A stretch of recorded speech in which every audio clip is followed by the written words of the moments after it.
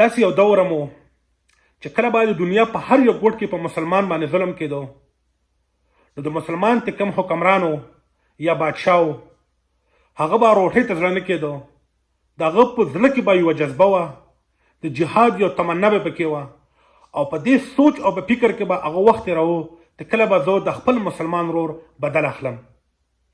هغه په خپل ځان باندې هر څه حرامول. دغه سوچ به و چې یو مسلمان جنۍ د غیردونو سره په جیل کې ده، یا په فلسطین او په بیت المقدس باندې ظلم کیږي، هغه له به خوب نه ورته. د هغه چې کوم پوجي اهلکار وو هغه ټول به الرټ وو، او دا سوچ او فکر به لرو چې کله به موږ خپل ځان مقام ته رسو چې غیر مسلمو له موږ شکست ورکړو او خپل مسلمان ورور ته آزاد کړو.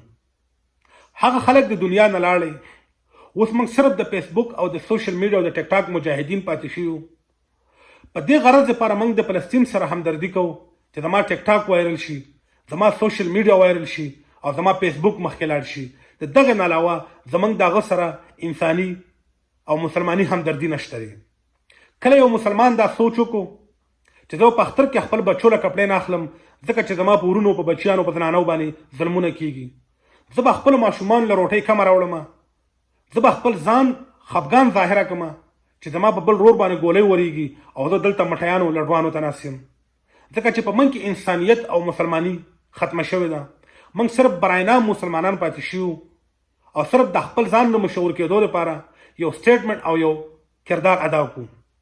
آیا چا دا سوچ کړی دی چې زه فلسطین ته تللی نشم، راشه د اسرائیلو خلاف یو زبردست ارټیکل ولیکم، دنیا ته دا وښایم ته اسرائیل ظالمان دي، دا د مسلمانانو سره ظلم کوي، د ماشومانو سره ظلم کوي. څه شو هغه هیومن رایټ، وومن رایټ، پلانې رایټ چې په هر وخت کې به دا چغې والي چې پلاني ځای کې ظلم کېږي او پلاني ځای کې ظلم کېږي. آیا هغو ته د فلسطین ظلم نه ښکاري؟ هلته هغه ماشومان چې د هغه د ولږې نه وړه کېږي هغو ته دغه ظلم نه ښکاري؟ څه شو هغه ورلډ فوډ والا چې مختلفو ځایونو ته پروګرامونه به یې کول، هلته به یې خوراکونه لیږل؟ څه شو هغه خلک اوس په فلسطین کې خلک د قحط د وجې مړه کېږي، ماشومانو ته اوبه نه میلاویږي، په اسپتال باندې بمبارونه کېږي؟ دا د هغه خلکو غلطي کمه، دا زموږ د مسلمانانو د ریاستونو غلطي ده چې د خپل مسلمان رور حق نشي غوښتلی. ټوله دنیا لګیا ده، فلسطین یو وړه علاقه ده، په هغه باندې ټول جبر، ظلم، زیاتې، بمبار، ټارګټ کلینګ هر څه روان دي، خو یو مسلمان ملک را مخکې نه شو چې د فلسطین سره ودرېږي او د فلسطین په حمایت کې آواز اوچت کړي.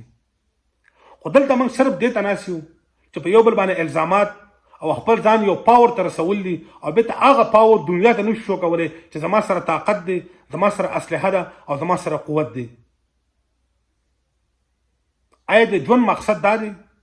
د انسانیت او د مسلمانۍ مقصد زموږ دا دی چې موږ به په هر ځای کې چې د مسلمان سره ظلم کېږي نو موږ به خاموشه پاتې کېږو؟ داسې بادشاهګان تېر شوي دي، داسې علما تېر شوي دي، داسې د مسلمانانو لیډران تېر شوي دي چې د هغو په یو مړي باندې د یو مسلمان په شهادت باندې هغه خپل ریاستونه وقف کړي دي او ریاستونه تباه کړي دي او د خپل مسلمان رور بدل یې اغوستی دی.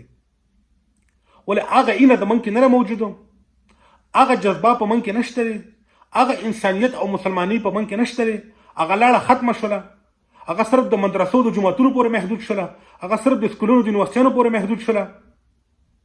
زموږ په دنیا کې مقصد سره د راتګ صرف مقصد هم دا دی چې موږ دا درې څلور کارونه کوو.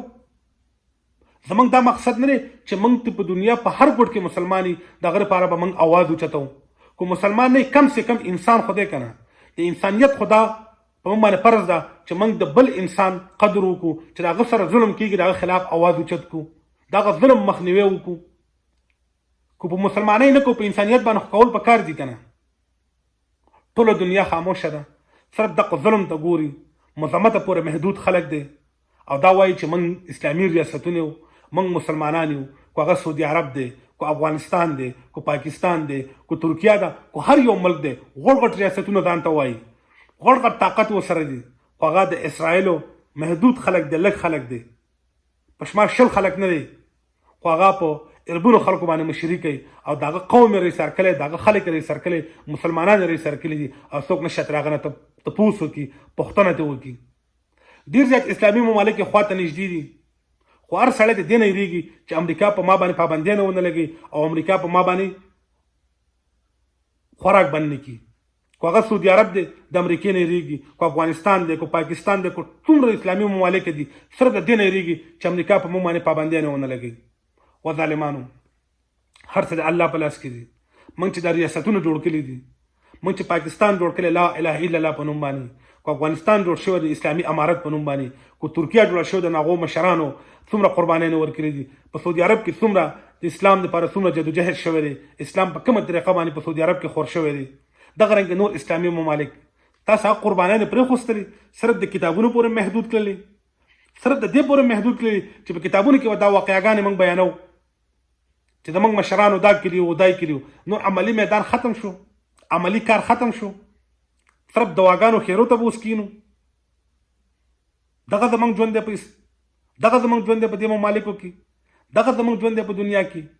څه جواب به ورکو قوم له، څه جواب به ورکو د ورځ په قیامت باندې چې موږ کمزور یو، موږ لاچار یو، موږ بې بس یو، زموږ د دوا او د خیرو نه علاوه بله لاره